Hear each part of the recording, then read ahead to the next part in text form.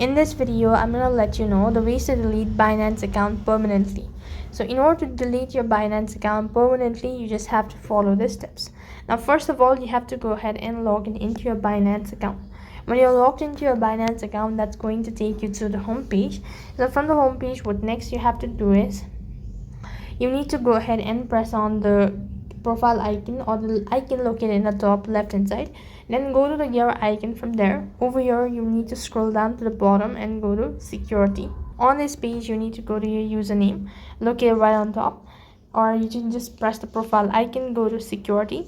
As you do that, scroll down to the bottom and you have manage account. On this page, you could go ahead and press on delete account. Now give a reason for deleting your account, read the terms and conditions carefully, and then tap on accept and continue in order to delete Binance account permanently. So with that, you'll have successfully deleted your Binance account permanently. That is all for this video.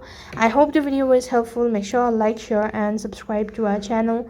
Thank you for watching. See you in the next video.